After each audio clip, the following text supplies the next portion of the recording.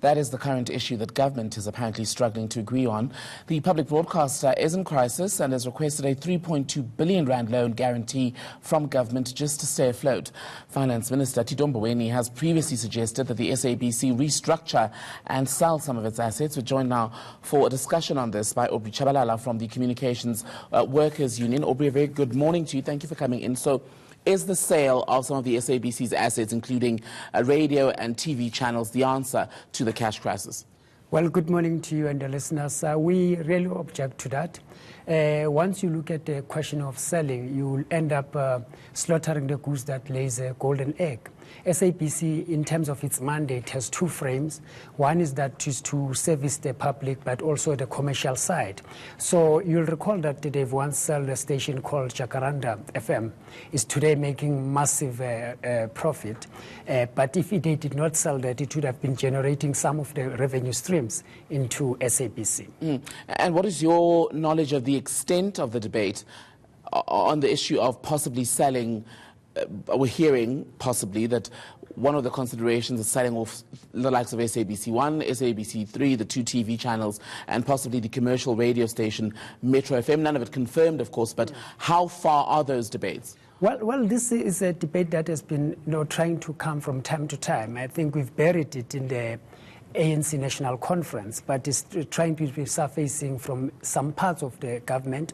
And if you can look at the areas that are targeted, it's where the SABC is really generating the revenue. So what it means, they want to basically kill the public broadcaster so that it doesn't have any backbone commercially, and it's unable, therefore, to deliver its mandate to the poor. So that's what they've been always doing. You talk bad about it, you show how bad it is run, then dismantle it, privatize it so that individuals can gain at the expense of the society in general. Another cost-cutting measure that had you quite upset earlier in the year was the proposed retrenchments of some 981 permanent staff, over 1,000 freelancers. Has that been put to bed permanently? Because the financial situation hasn't changed at the SABC, and I remember a presentation in Parliament where they were saying that salaries and costs related to employees account for more than 40% of the SABC's financial demands.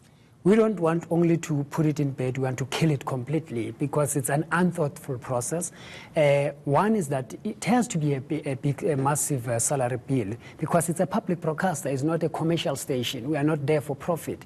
We are there to service the poor, those who are living in the outskirts, those who rely on SABC for communication, for sports, for everything else. So what it needs to happen is that SABC has to be recapitalized. That's the first point. We have to look into the question of management. We have to look into the funding model of SABC to address that particular question. The personnel that is in SABC is needed, in our view, before the skills audit and so forth.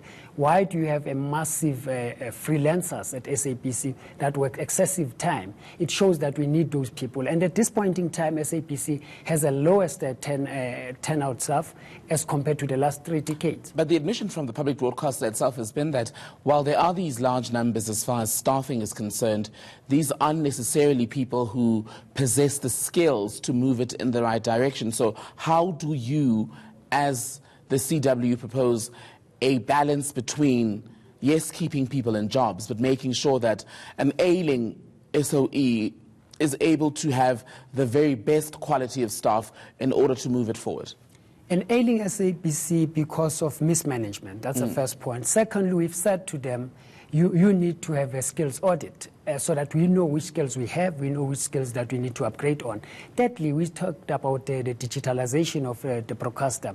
Moving into the 4th industrial revolution, we need to upskill our people. So we need to start with the skills auditing so that we have to know what is it that we can uplift on. The second part is that when have been talking about the digital migration of SABC to have more channels, we've been singing this song for the past decade now. It has to be implemented. We've been overtaken by Madagascar and a number of countries. So we are lagging behind whilst we are talking about these things. So ours is to deal with the upskilling of our people, look at, and SABC can be in turn one of the great employers instead of the retrenchers. Okay, so the minister, still fairly new, Stilanda Beni-Abrahams, when she arrived, she did in fact clash with the board over the Section 189 notices as far as the retrenchments were concerned, even recently over the bailout issue. what is your understanding of the relations between the minister and the board, and how crucial is it that they are seen to be working together and getting on in order to fix the SABC? It's very crucial that we have all the key stakeholders working together, being the government, being the executive management and labor. And it's not a sweetheart relationship. We have to agree. Ideas might differ from time to time, but what is important that we have the same objective. We have to work towards that. And we supported the minister on the question of no retrenchment. We still support the minister around the question of saying, let us sit together and look at the turnaround strategy so that we come up with a viable model to uplift the SABC from where it is. And we are going to support the management of SABC if indeed it involves us, and we are going to meet with them on the 19th to deal with the question of a turnaround strategy. From that perspective, we'll be obviously able to give our view. Obishabalala from the Communication Workers Union. For now, thank you. Thank you very much for having us. When we return...